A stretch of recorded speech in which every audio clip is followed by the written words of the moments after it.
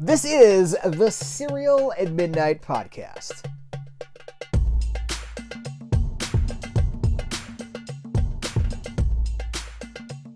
Howdy guys, welcome back to the Cereal at Midnight podcast. My name is Heath Holland and this is the Alpha Video interview. I'm so excited because I've been trying to get an interview with Alpha Video for a long time now. Here's the thing, they don't do interviews, but I got one. I got an interview with Alpha Video. I'll set the stage, here's how I got here. By the way, I'm talking to Brian Cray from Alpha Video. He's the acquisitions guy and the basically product development, content. He's pretty much whatever is coming out from Alpha Video has his fingerprints all over it. And I instantly connected with this guy. He's literally my exact same age. And so we have all the same cultural references, the same touchstones, and I just had a blast with this. I think you will too. I'm going to set the stage for you here. This is how this happened. So you guys know, like a month or two ago, in the last 6 weeks, I've bought about 400 Westerns, or it's not just Westerns, because I've also bought like some old crime movies. They all come from Alpha Video. One of them was through an estate sale. Actually, two of those, about 350 of the 400 were through an estate sale. And it was like a person's entire Western collection. They were all still sealed, and they were all from Alpha Video. And I have had such a good time going through those movies. I mean, I've barely just touched, it's like scratched the surface, right? Because that's the work of a lifetime. 350 movies, it could take a little bit of time to get through. But that, I was like, this is so much fun. So I started digging out, looking for more Alpha Video stuff. And lo and behold, that video that I made about those Westerns, I made a video about it. It was like, I bought a collection. And word got back to Alpha Video that I was talking about all these releases on my channel. And you're going to hear, this is how this conversation opens up. Brian was like, you got all these movies, but I didn't work on any of those. I've been with the company for about 10 years. And everything you opened was from like 2003, 2004, 2007. I think maybe it was the latest thing there. And it predates his tenure there. And he wanted to kind of talk about, he does want to talk about the history of the company, Sam Sherman's connection with Alpha Video and how they get so many of their prints from the personal collection of Sam Sherman, who we know from the Al Adamson documentary, Blood and Flesh. It's included in that huge Severin set that a lot of us have. But he wanted to say, here's where we've gone since then. Don't judge us by things from 20 years ago. Look at what we're doing now. And what I was not aware of is how cool, the level of quality that they are doing now, right? So it's still public domain stuff. A lot of it's public domain. It's not all. A lot of it's public domain stuff. That's not a dirty word for me. I love public domain movies. If you're of the Mystery Science Theater 3000 generation, you love public domain movies too. That's not a dirty word. To find out how this stuff is actually made, how this sausage is made was fascinating to me. And Brian is so transparent and so honest and really quite humble about the whole thing, but also proud of the work that he's done while he's been at Alpha. And so when we find out, towards the end, I'm teasing you, see I'm planting seeds that you're going to see throughout the interview. As we get towards the end of the interview, we start by talking about, you saw that Western video that I made. And he's like, yeah, I didn't work on a lot of this. That's where we start to find out where they've gone and to know that they just licensed a dozen PRC movies, Producers Releasing Corp movies, from licensed, copyright held 35 millimeter film prints. That's huge. And I didn't know who's talking about this, right? So one of the things that this interview did for me was to showcase, dude, here's how you're missing some stuff. You're talking about all these boutique labels, and here's one that you've completely overlooked that, let's be honest, almost all of us have overlooked. Really cool stuff coming out from these guys that we didn't even know about, right? Because so I got to do better. I will do better. I'm going to tell you here's another thing too. After this interview, Alpha Video, they sent me over some of their products from the last couple of months. I've already unboxed those on camera and talked about those on camera. That video is not yet posted as I'm recording this introduction. As you're seeing this video, this Alpha Video interview, I'm going to post that other thing, the Alpha Video, unboxing the new stuff, the new products from Alpha Video, probably in 2 or 3 days. So keep your eyes and ears peeled for that, because it's one thing to talk about the company. It's another thing to look at their releases to check. Guys, I've been watching this stuff. I'm having the time of my life. I mean, I'm really having the best time. So I have set this up enough. Without further ado, Brian Cray from Alpha Video. I appreciate you watching that video. We should I made a video. I bought like 300 West. It's really like 350 because there's more than what I showed in that video. It was a Right. separate video, but it's like a bunch of Roy Rogers and stuff. I've gone down this Western rabbit hole. Hmm. And Alpha Video was there. Alpha Video is the one that served up that need. I think that all of us, since I made that video, I've been getting a lot of emails from people being like, check out my Alpha Video stuff. And they're like holding it up for me. So I'm Some of so the comments hurt, I have to say. So I had to listen to the Smiths after reading some of those. well, okay, we should Negative tackle. feedback is the only way you learn. We'll tackle some criticism in there too, but this is going to be a kind interview. This is not a gotcha kind of a thing. This is not gotcha Okay, I journalism. can handle it. I can handle it. But so I don't know. The first thing I want to say is like, we were talking before we hit record about, it was like 300 movies, and you were like, how many did you say you think you had worked on? The only two were Sheriff of Cochise Volume 5 and Brand of the Devil. I think those were both 2015, which was the first I started working at Alpha, or the Gotham Distributing Corporation, which is what it is really, in 2014. I first got involved with them a year before doing their transfers at my previous job.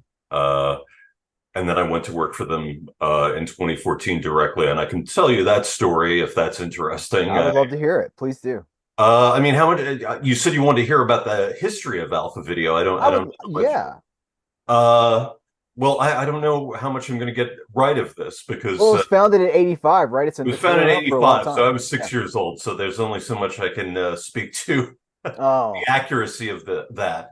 Um, but it was originally obviously a VHS label. There was no DVD then, and they were out of Piscataway, New Jersey, and it was a public domain VHS label. And what happened was my predecessor or my mentor, or whatever you want, Steve Kaplan. Steve was one of the original Monster kids. He wrote for Famous Monsters and the Monster Times and Photon. Later got involved in doing early music videos for Buddha Records, then worked at Warner's. The best known video that you can find that he did was Alice Cooper's Elected from Billion Dollar Babies. And Steve eventually got into the record business, and he ended up working for Jerry Green, who the owner of the Gotham Distributing Corporation and founder of Collectibles Records.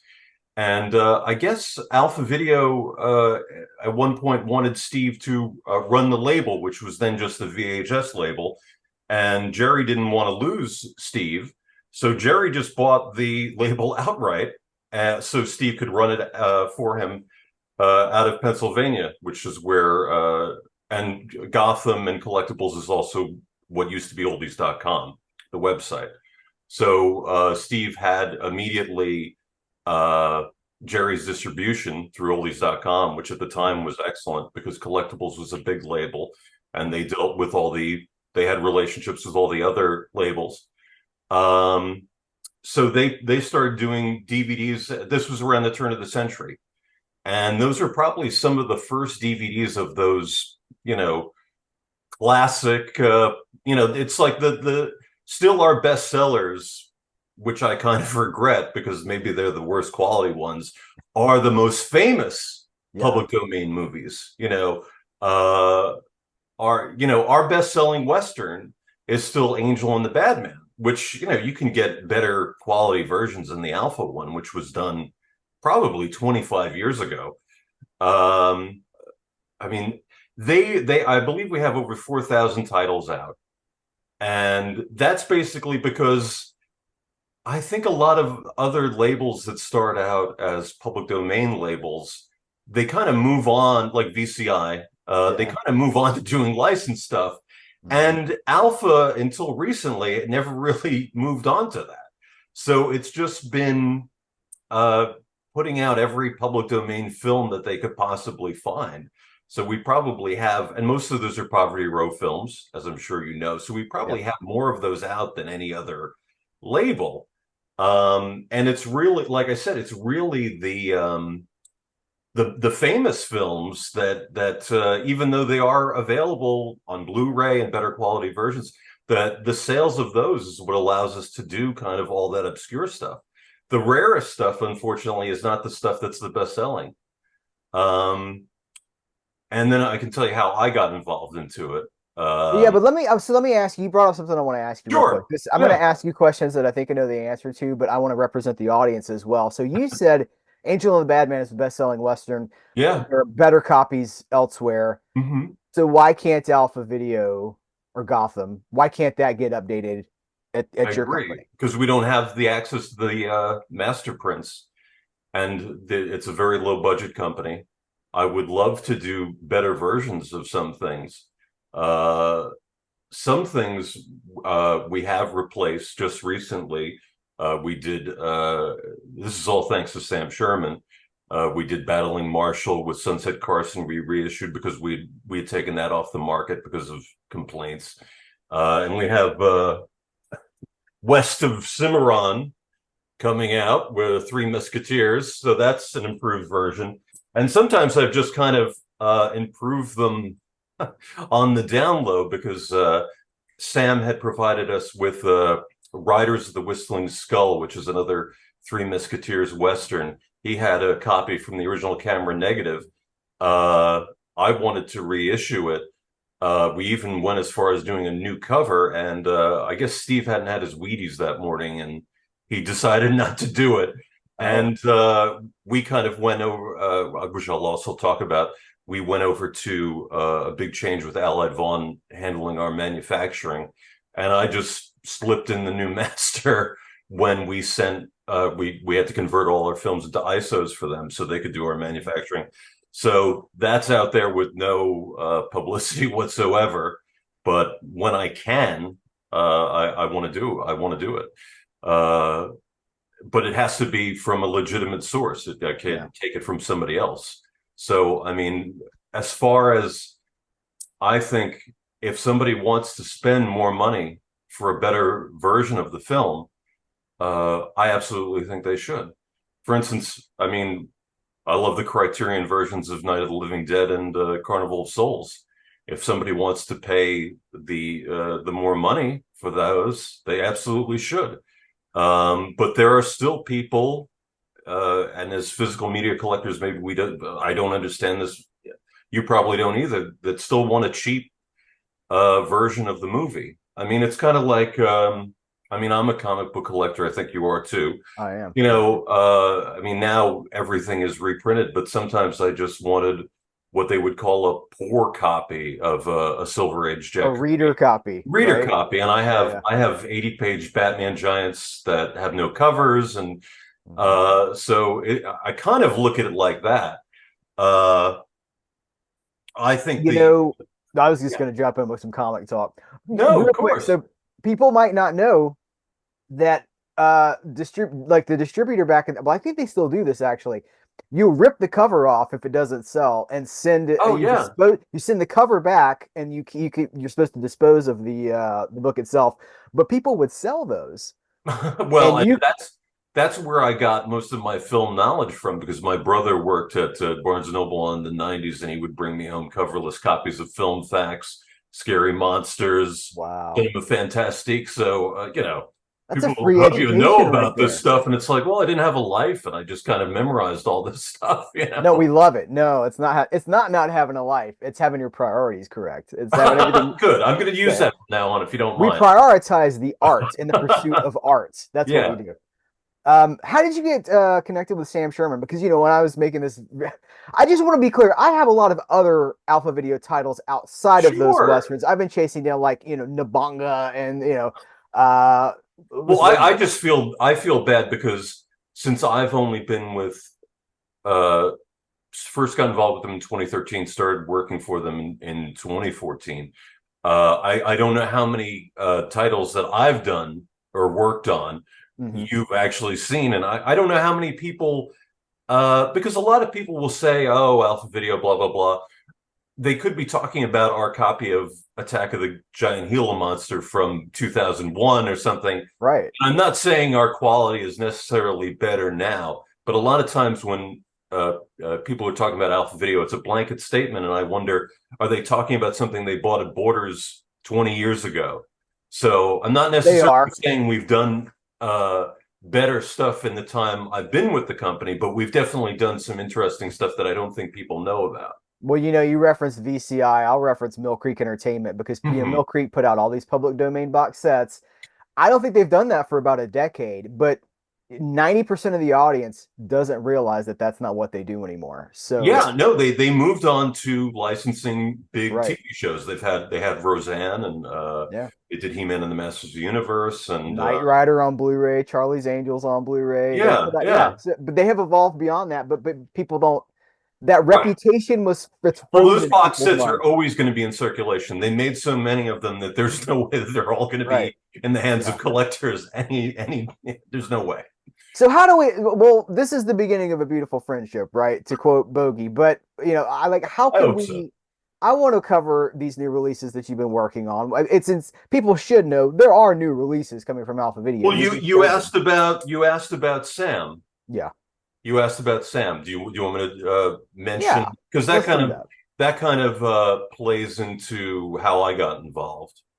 Um, I think I think what happened was that the original VHS label Alpha Video didn't care too much about what they put out as far as copyrights were concerned. They had a lot of, for instance, my brother had a copy of what something that traumatized me as a kid and became one of my favorite movies. They had Fantastic Planet, the famous French animated movie, which is absolutely not a public domain movie. Yeah. Um, but I think what happened was Sam owns the rights, the American rights to an astonishing amount of foreign films, in addition to the films that he produced with Independent International that were directed mostly by Al Adamson. And since they were just kind of putting out everything that the original Alpha Video had on VHS on DVD, I think they put out one of the films that Sam owns unknowingly. And what was worked out was that Sam would start. I think everybody, if you've seen the documentary about Al and Yeah. Sam, you see right in the beginning, yeah, blood and flesh, right? It's I was amazing. gonna grab it, but it's just out of frame. But you see right in the beginning, Sam's walking through his film collection, Mhm. and that's not Independent International films. He used to keep those at Deluxe in New Jersey. I don't know where he has them now. Those are just films he's collected. So as I think what was kind of, and maybe you'd have to ask Sam about this, and since it's a touchy subject, he ended up doing selling basically his transferring his prints. He has some kind of setup there. He has a telecine there, and selling them to Alpha Video for a minimal fee, and what Sam is still our major provider of material. Now, how I got involved is that Sam's friends with a gentleman named Mark Heller, who he's a big film collector, also an animator. He did the animation for Fred Olen Ray's Evil Toons, if you know that movie, Yep, and I he do. also worked on Ren and Stimpy. He has he owned a film library, a stock footage library in New York called Streamline Films, and I worked there as a researcher. And Sam and Mark are friends. They're both huge Western fans, and said, you guys should go through my collection because Mark was out in California at the time, and see if you can transfer and sell anything to Alpha Video, which is in Pennsylvania. And I guess because I was the new guy there, they kind of gave that job to me. So I was going through uh, their storage space looking for 16 millimeter prints. Some of them were 3/4 tapes that were probably thrown away by television stations, looking for public domain material that Alpha had not put out. And I developed a relationship with Steve. And I developed a relationship with Steve, probably, I think, because uh, we both love 50s and 60s B movies. Now the thing is, I love my love of 50s and 60s B movies. I don't think Steve realizes comes from being a huge fan of Mystery Science Theater 3000. Well, I later learned that Steve like legitimately takes these movies seriously, and Yeah.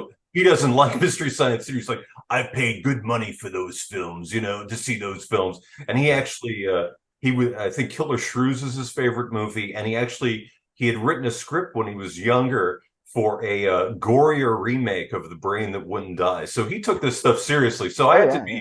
I had to be very careful. It's kind of like when you meet somebody who maybe a boomer that they grew up with the Batman TV show, and Mhm. that's Batman to them. So you got to Yeah. be very careful with how you talk about it.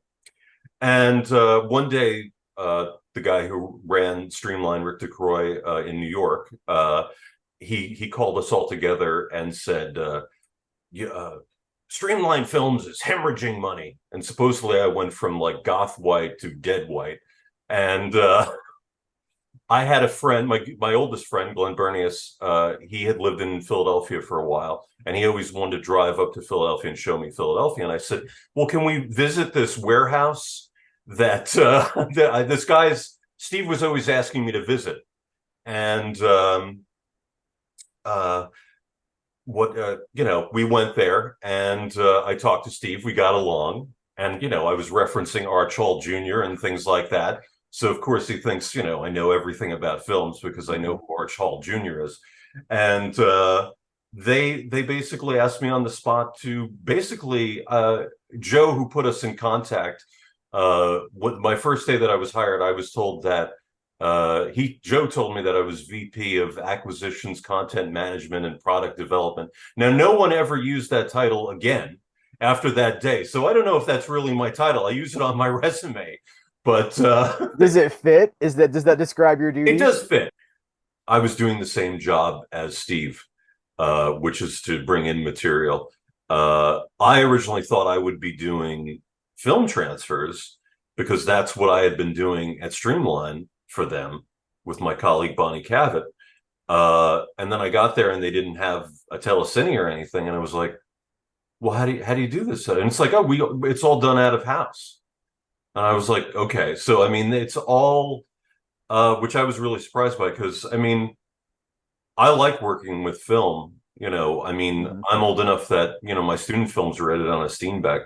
So, that's always a disappointment to me that we rely on other people for our transfers, which Yeah. is one of the reasons it's difficult to kind of deal with criticism because we're not doing it.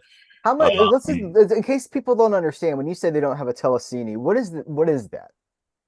it's just something to transfer. I mean, usually they're 16 millimeter prints because it's public domain material. The 35 millimeters or maybe owned by studios that ended up buying uh, these poverty row companies, but they're usually 16 millimeter reduction prints that were made for the home movie market when that started. Because before you had VHS, the way film collectors or even libraries or prisons, anyone that wanted to show movies, it would be 16 millimeter because 16 millimeter is easier to store.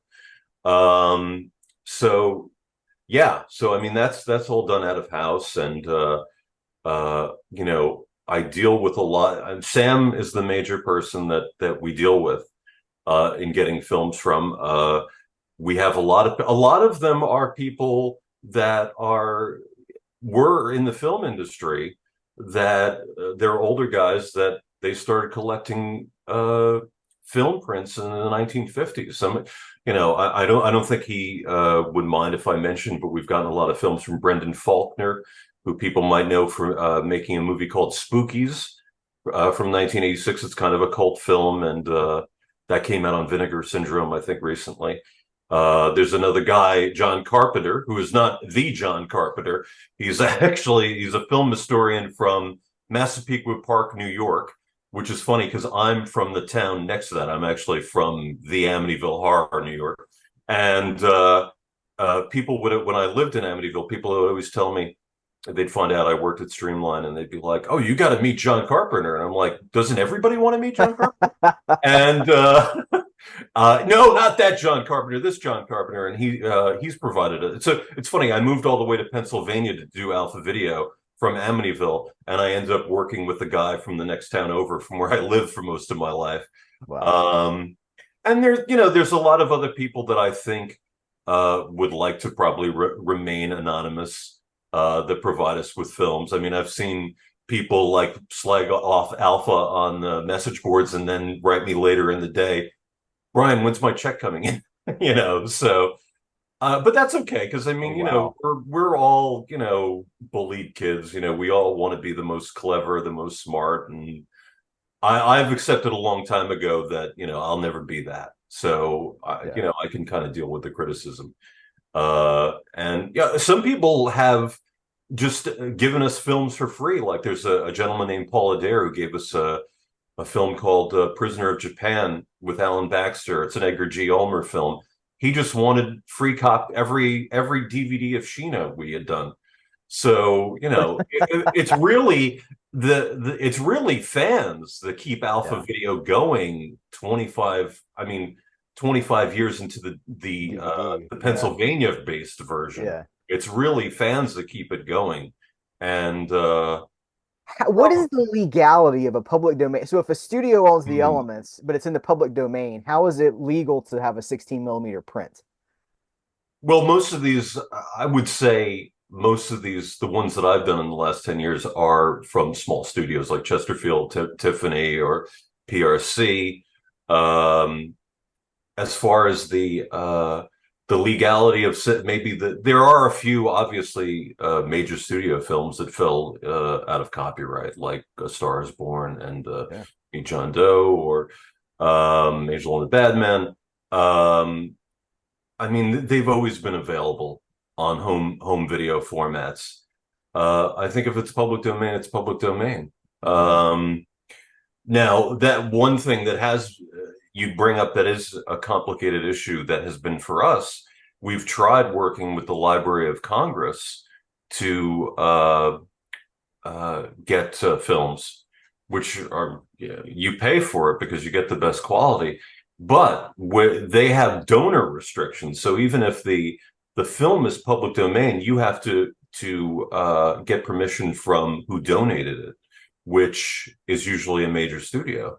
The only film we've been able to do with the Library of Congress is a silent film called Enchantment, because it was financed by William Randolph Hearst. So it was his independent studio. But for instance, if we want to do something with Paramount, we'd have to get permission from Paramount. And, good luck trying to get a hold of those people if they even Right. know what that is. A movie that exists that's in a studio vault, and it's so what I want to know is what happens to the I don't know how to ask. I don't know how to ask what I'm I trying don't to know ask. if I know the answer, and I don't know if somebody Yeah. will probably say, "Oh, well, I know where they are," but I don't know if I. Well, it's not where they are. It's like those movies die, right? If a movie is Yeah, not released well, and it sits in a vault, it dies, right? the one of the things that I think about a lot, that we've done a lot at Alpha Video, and most of it was before I was with the company, though we recently did a film called Harlem is Heaven with Bill Bojangles Robinson, Mr. Bojangles. The all black cast films, most of which they were done by black run studios, and a lot of them were directed by Spencer Williams, who was on the Amos and Andy TV show. Important differentiation: he wasn't on the radio show; he was on the TV show, which actually employed black actors as opposed to white actors playing the characters. I don't know if there are film prints of those at all in circulation. I mean, we have a lot of them, but they're probably off of three-quarter tapes or VHS. And I really think it's important to preserve those. I mean, they may not reflect, current attitudes, but it's all black performers. It's black people behind the camera writing, and I think those need to be remembered. And it's not all, Hollywood is not the world. And it's important to remember these parts of history. Are there conversations being had about what you can and can't put out because of society right now, or do you just try to put out as much as you can? Well, we one of our best sellers are actually our cartoon compilations, and many of those were put together by Steve Stanchfield at Thunderbean Animation. I don't know if you're familiar with him, I am. but we Yeah. do have a band cartoons collection that has some of the censored 11 from Warner Brothers. I don't know if you're familiar with that. There's 11 films, 11 cartoons that Warner Brothers took out of circulation, and that creates a lot of controversy on certain people's part that we have that out. But we have a warning on it. We make it clear what it is, and we're not condoning those values. We're just preserving it, and it's Chuck Jones, it's Friz Freleng. It's these are important animators. So I think Warner Brothers is never going to put them out. Jerry Beck had talked about doing uh, a licensed. They were going to do only 3 of the censored 11 are public domain. They were going to do all of them as a DVD, and it never ended up happening because it would be too much bad publicity for Warner's, I'm sure. Even But some of those are even too, they Warner Brothers put out Popeye stuff. They'll put a warning on things, but there are some things that even they aren't going to. yeah, yeah, It's social media suicide to put out some of that stuff. yeah, If you're Warner Brothers, right? If you're Warner Brothers and you're this, you've got billions of dollars in stocks or whatever that you have to protect. yeah, What do you think how has the last few, it's the state of physical media, we've seen a lot of changes. Streaming is here now. Has yeah. that impacted the sales model at all? I think it's had to because we do we've been doing MOD, we've been doing DVD-R, Yeah. and it's the DVD-R is maybe not a permanent it's not quite the same as streaming.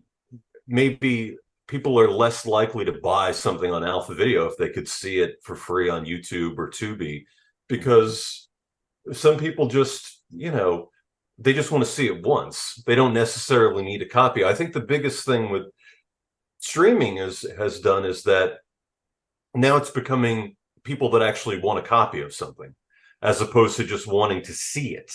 Yeah. So and for stuff like the material that we put out, how many people really want to own it and how many people just want to see it once? So that, I think, is a big change. Mm. And I don't know how you feel about that. I have movies, you know, uh, I'm never not going to want to own a copy of Superman the movie.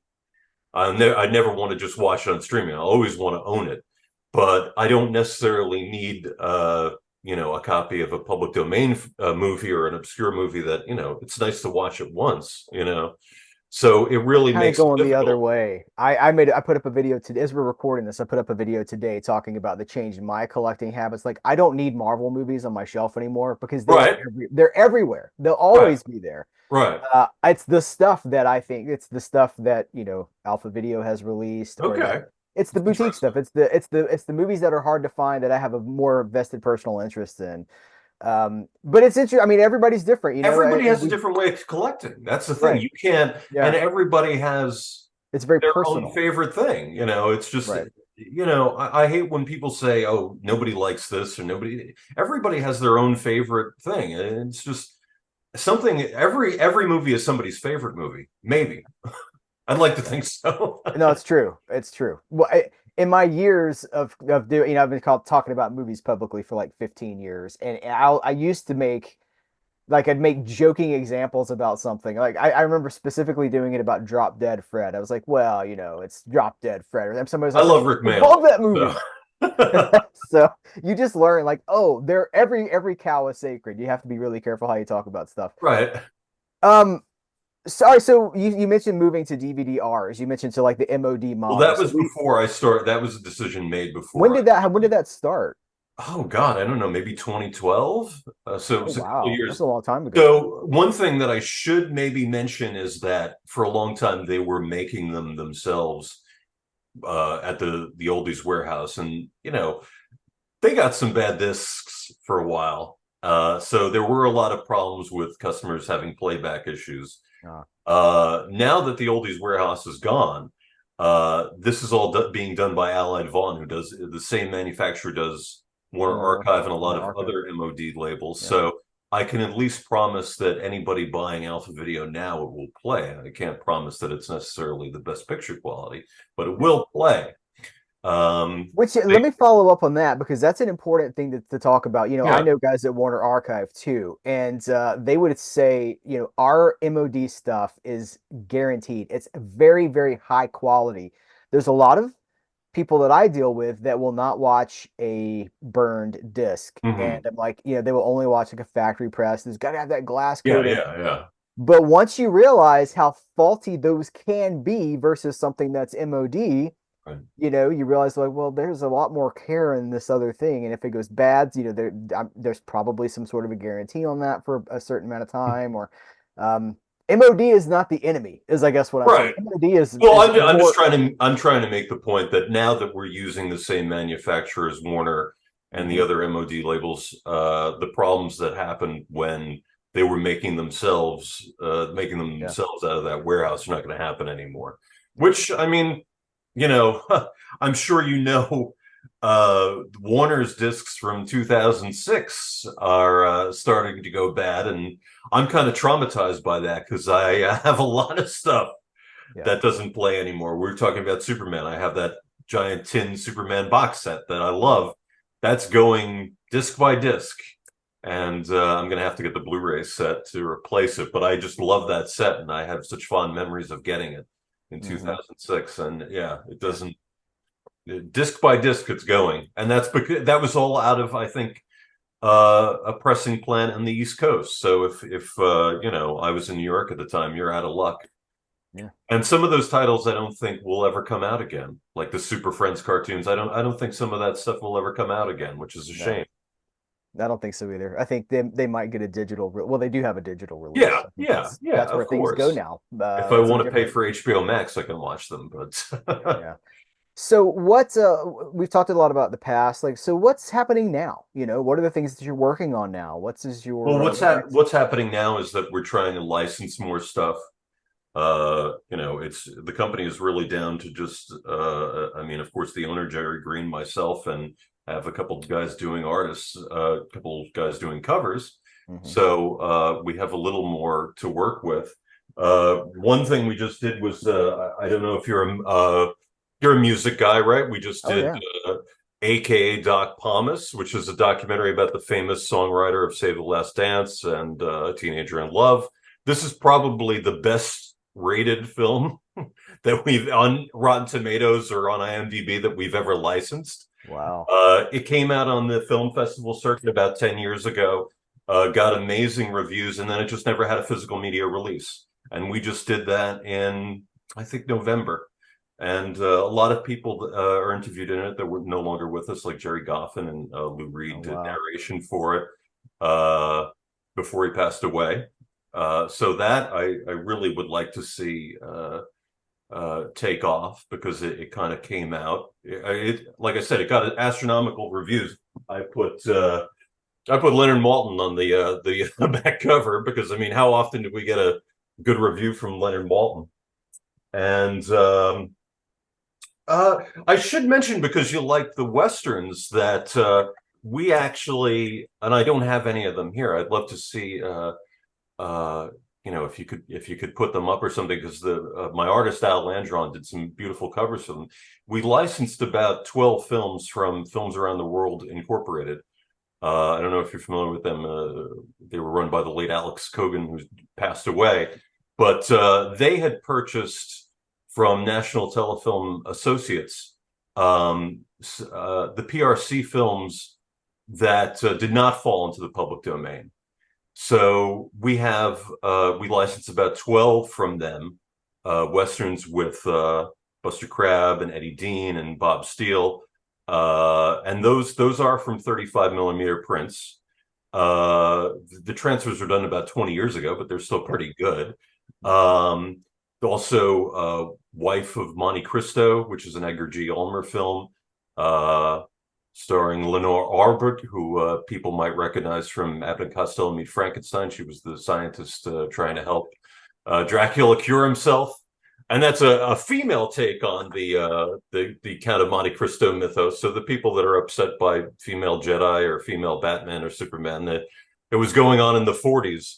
But I would, yeah, I'd love to. I'd love if you could, because that really should have been marketed as a collection, and I don't think Yeah. people really knew. They just figured out this is just more of the public domain junk from Alpha Video, and no, these were actually licensed and uh, they're good quality, and they don't have that dreaded Alpha Video watermark in the credits because we actually they're copyrighted films. We can't do Yeah. that. And what I did to make them a little more valuable is that over the years, at least with the westerns, Sam has provided us with compilations and compilations of short one reel and two reel films, and we never find a place for them. So I tried to put with the westerns at least one of those on each to kind of give you a little extra value, because I mean they don't really sell as compilations. Yeah. I personally love doing the compilations of short films, but many of them don't sell. My favorites are the atomic bomb films from the 50s, because they're just so horribly inaccurate. They're funny. Like there's one where they say, "Well, don't worry about if you lose your hair after because of fallout. You just buy a hat." As you do.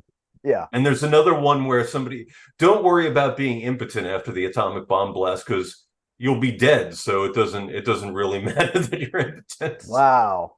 So I love this. I'm hoping to do those as a box set soon, because we've started. You saw the bundle packs we do, which was what we used to do, was just we'd take a bunch of DVDs and shrink wrap them together and slap a label on them. But what Allied Vaughn is doing now is actually you'll get a nice case, and the disc will be on top of each other, which a lot of people don't like, but that's what we have to do. And it'll have a new wraparound by Al Landron. So it's less storage space. It's a less space on your shelf, Yeah. and it's a nice new package. And like I said, they're manufacturing them, so they're not old copies from the oldies warehouse. It's So really they're guaranteed to play at least. Yeah, they're guaranteed to play is the thing. That's really exciting to me. I'm gonna have to go shopping. Where can people go look for this stuff? Where do they go Well, I shop? mean, they can still go on oldies.com, even though we're not connected anymore. The oldies.com website was sold to MVD, Right. but they're still selling. They still have a deal to sell them for less than anybody else. So if you're probably best off still going there. But Yeah. they are now. We had always problems with them being sold on Amazon, but now they are on Amazon. And I know certain people just like to use Amazon. They don't use anything else, which is understandable. With Yeah. they have Amazon Prime, so we're not limited to just oldies.com anymore. I think that these movies have a very important place in pop culture history, and that's one of the things that I try to do is to talk about some of the things that are more off the beaten path. The older I get, for people that are listening, I'm going to do an audio version of this in addition to the video version. You've Sure. got an Attack of the 50-Foot Woman poster on your shoulder, over your shoulder over there. Well, These they are the announced last night that Tim Burton's doing a remake. yeah. How do you So feel about that? I'm a little well, nervous Tim about is it. the reason I wanted to become a filmmaker. I mean, he was my hero. Yeah. When I had hair, I even tried to look like him. At one time at a comic book convention, Adam West said to his handler, he said, "Oh no, it's Tim Burton," which I took as an insult, because I think he wanted to kill Tim Burton at one point because he didn't cast him as Batman. So I hope he gets his mojo back with Beetlejuice 2, because I Yeah. haven't really enjoyed any of his films in a long time. Well, that's where I'm at too. I mean, this is like If you like Dark Shadows, the series, you probably don't like Dark I Shadows, the couldn't even movie. get through the whole thing. I'm sorry to say. It's There were it's some funny parts, but I know enough of the original show that I'm sure it was I'm yeah. sure they were running from the theater in droves if they were a fan of the original show. Yeah, it was not respectful to the source material is the nice way of what I would say that. So Yeah. I'm nervous about Attack of the 50-Foot Woman. But my point is I love that movie. And that's the kind of thing that as I get older, I gravitate. It's become like my safe place, like I go further Yeah. and further into that stuff, which is why I just bought 300 titles in a lot from an estate sale. And these are the kinds of things that I want to continue to bring forward to the public, that I want to champion, that I want to celebrate. It sounds like you are on the exact same page, so I really We would do like we to. do what we can without having access to better material, but I'm hoping that that will change. Yeah. And like I said, if people want, there are a lot of better versions of these films out there, and if they want to spend the extra money, they can. But sometimes there's not better versions of No, these there movies. isn't. There isn't. There isn't. And like I said, everything is done out of house with us. So I mean, I don't like not having that control over it, but it's like PBS, member supported, I guess. Yeah. There are there are people that work with us sometimes for very little money or no money. So, you know, There's a lot of as monster long as kids out. people keep providing us with the stuff, we can keep going. Yeah, there's a lot of monster kids out there, and people like me who just want to see this stuff alive. We just want to see it survive. So I Yeah. appreciate what you've done. I appreciate your transparency and your really honest and forthcoming answers. Any social media stuff we want to shout out before you said Well, there's oldies.com? still an Alpha Video Facebook page which I run. So I mean, if anybody wants to contact me through that, they can. My email, I use the email acquisitions at oldies.com if anybody wants to contact me. I still have an oldies.com email address, even though we're kind of, like Joe said, friends and family, I guess is what he Yeah. said. So, but yeah, I mean, I'm always, if anybody wants, there are things they want us to do or things that they want us to change. You have to contact us. Because like I said, I've done about 1,600 titles, and I should mention that Steve retired in 2021. So I've pretty much been doing it by myself with Jerry Green's supervision for a couple of years now.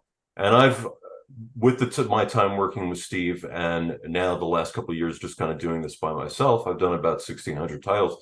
I feel I've gotten so little feedback about the stuff that I've been involved with. Like I said, a lot of times people are just I was upset because I saw there was a comment from Damn Fool Idealistic Crusade. I love his channel.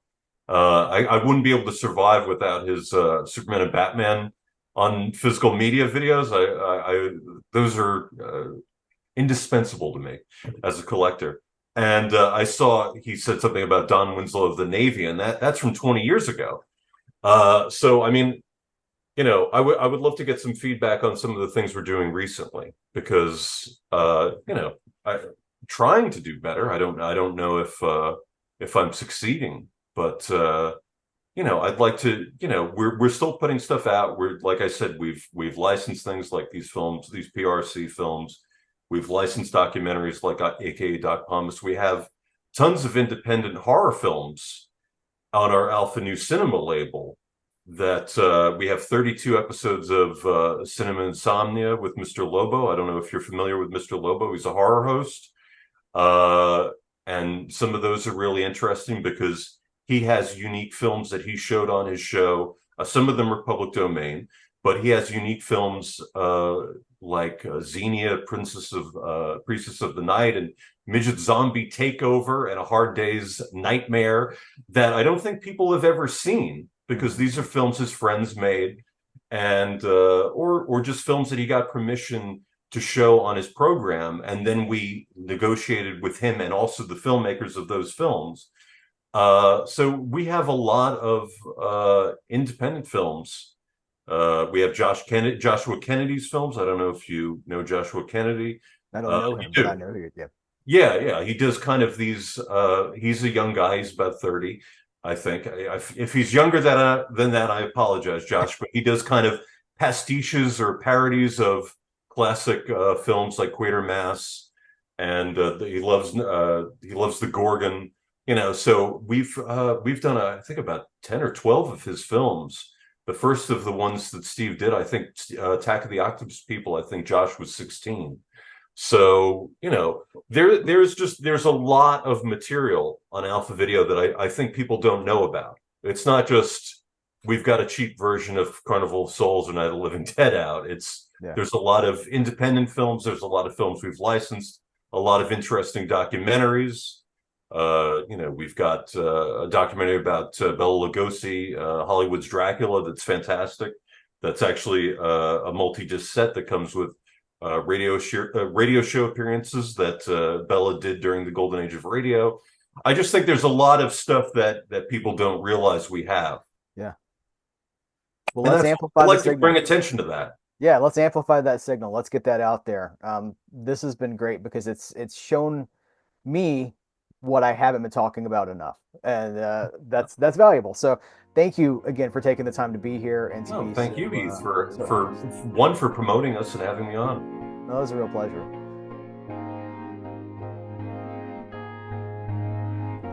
I hope you come away from this as excited as I do. I know Poverty Row, public domain movies. I know there's a generation, maybe two generations now, really. If you're 25, you're like, what is this? Why do I care about a movie from 1943? You might get there, though. If guys like me keep talking about it and you keep checking some of this stuff out, you might get there. You might be there already. And if you are, that's awesome. We are so glad to have you. I'm so excited, right? And every day now, maybe not every day, but like multiple times a week, I'm ending my day like 10 o'clock at night, 11 o'clock at night. I'm like, what do I got here? Let's see. This movie is from 1942 or 1938 or 1931, or if it's a silent, it's earlier than that. I'm like, okay, it's like 59 minutes long. Let's put this on. Because some people go like, how do you have time to watch all this stuff? Well, when the big tentpole movies now in theaters are like 2.5, 3 hours long. Killers of the Flower Moon, right? 4 hours long.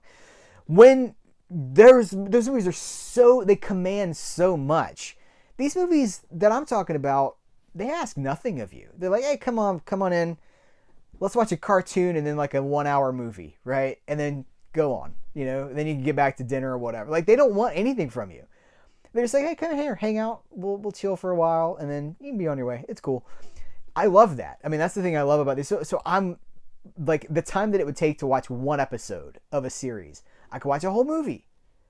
Maybe sometimes they go down so smooth, I'm like, I'd like to do another one, please, and I'll do another movie. So that's kind of where I'm at right now. I mean, I'm watching a lot of stuff. I got a lot of irons in the fire, a lot of fingers in a lot of pies, but I am really reconnecting with things that I loved when I was a teenager in my early 20s, kind of getting back to it, getting reconnected with it. So this interview was fantastic. I want to thank Brian for his open, honest, and very transparent just talking points. Like I said it in this interview, it was like, this could be the beginning of a beautiful friendship. I really hope it is, because I adore this stuff. And like, I see, Brian, I see you, dude. I see the work you're putting into these things. It's amazing. Like, you're doing great stuff here, right? And the art team, you talked about the artist that's doing how long have we been talking about the cover art for Alpha Video releases? Like, and Sam Sherman, this opened the door to Sam Sherman too. So stay tuned, because there's a lot of cool things coming, and we're going to keep talking about Alpha Video, and we're going to keep talking about movies that nobody else is talking about, because that's the point.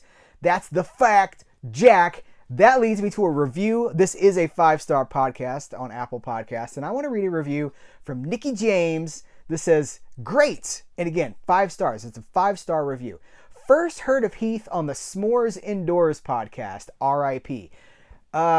Nikki, I think the S'mores Indoors podcast is back. Didn't he? I know he closed up shop. I think he started doing it again. And he left very pleased. How great that I get to hear more. I love the interviews. The discussion on boutique Blu-ray releases are without compare in my experience. If you're a fan of less than mainstream media, oh, that ticked my box right there. I was like, yes, YASSS. You're going to love Cereal at Midnight with an exclamation point. Nikki, thank you so much for that amazing 5-star review. It makes me so happy to know that I can go off the beaten path. Like, I don't have to court, like, today we're going to talk about Christopher Nolan. Like, I can go wherever I want to go, and a lot of you guys follow me, and you're like, well, that's pretty cool. Like, if I want to talk about Sam Katzman, if I want to talk about Poverty Row, if we want to talk about PRC, Alpha Video, right? Like, you follow me to these places, and you see the value of these conversations. This is my lane, baby, and I am living it up. I'm so happy to be here talking about this stuff. This is what really refuels. This is the what is it? I'm trying to think of that Ultimate Warrior promo where he's like, the rocket fuel in the engine, the jet to blast off. Like, it makes no sense. Ultimate Warrior's promos made very little sense. This stuff is like the rocket fuel that keeps me going. So thank you guys. You can leave a 5-star review if it's real nice. I'll read it on the air. I'll read it in one of these podcast episodes. And I would love for you to do that, because that's one way that you can support Cereal at Midnight, is by reviewing, by letting other people know. The more people that review this show, the more iTunes or Apple Podcasts is like, let's elevate this a little bit. Same with YouTube, right? If you watch these videos on YouTube, well, that helps. But if you watch the video on YouTube and then you give it a thumbs up and then you subscribe, and if you leave a comment, my goodness, you've done 3 things in a row that really elevate the podcast. And some people are like, I can't do that from my TV. You can do everything but leave a comment from your television. If you're watching these videos on your television, press the up arrow on your remote. It's going to pull up something. Click over to the right, I think 2 times, or maybe it's even 1 time. There's the Cereal at Midnight logo. You click that logo. It takes you to a thing that says go to channel or subscribe. Subscribe. Thank you so much. You can also, that's how you get to the thumbs ups too. And then you press nothing for a while, it goes away, you're back to the episode, right? So you don't even have to get out of your chair. You don't have to get out your laptop. You don't have to get on your phone. You can do it right there from the interface you're already on. So for those that want to go above and beyond and want that extra special, the extra cherry on top for Cereal at Midnight, Patreon memberships, YouTube memberships, $5 on YouTube, $7 on Patreon unlocks the keys to the kingdom. You get, a huge archive of exclusive videos. Try to post a new exclusive video roughly once a week. Sometimes it's a little bit less. Like this past week, I've been dealing with jury duty crap and jury duty privileges and different thing, like really just trying to catch up on editing some of these interviews. I had like 3 interviews in a row, had a commentary recording, so sometimes I get a little bit behind, but I'm always pushing to catch up and serve the Patreon and YouTube member community a little extra every single week. So you can be part of that, and I thank you for however you choose to support Cereal at Midnight. I thank you for making it to the very end of this episode, because that means you like me. You really like me. Go out there and support Alpha Video. You know where to do it. And stay tuned, because there's another Alpha Video episode hitting in just a few days. And it's going to be really cool. And I hope it's just the first of many, because I feel rejuvenated by this stuff. Video quality ain't the whole thing. You know what I mean? Like, that is not the whole picture.